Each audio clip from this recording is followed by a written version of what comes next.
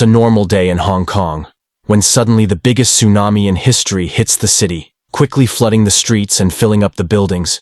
People run away in panic trying to find a safe spot where to hide, but the water is faster than them.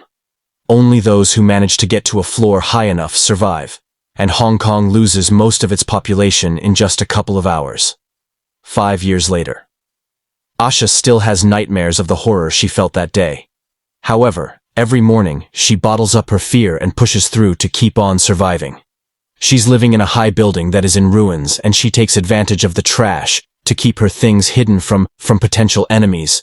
She's been savaging anything useful for the water for years, and has created hiding spots all over the apartment, like making a hole under the couch cushions every morning. She goes to the roof and gets some clean water from her secret stash, which is also carefully hidden, after drinking some tea. She listens to the radio, but she ignores the recorded message informing about a government shelter with supplies and chooses music. Instead, she's careful to use headphones to avoid making extra noise. Next, she uses a towel to gather the morning dew, which she adds to her stash of water bottles. She also measures all the bottles to keep track of how much clean water she has left. And she can't help worrying, because it hasn't rained in a while. Once her chores are done, she eats instant noodles while remembering the beautiful restaurants with delicious food.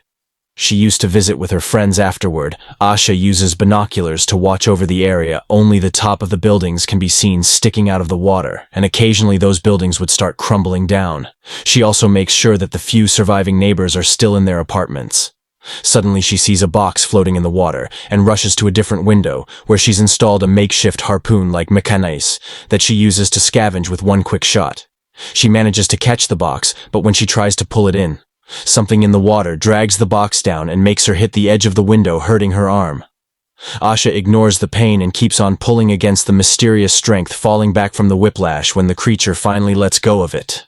Then Asha brings the box inside, and the animal has its revenge by sending a wave against her. The box mostly has trash in it, but she also finds a bottle of alcohol on her way back to the roof.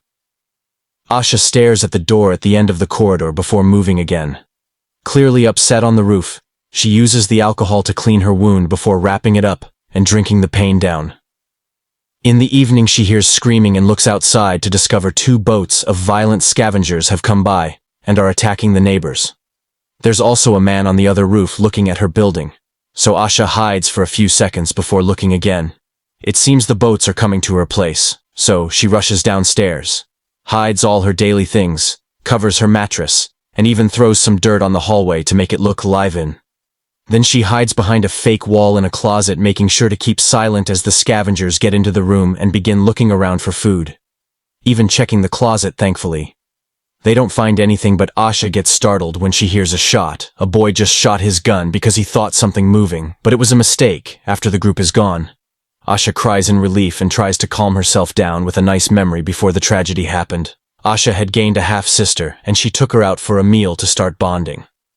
The next day she finds another box, and among all the junk inside, she's excited to find a jar of honey.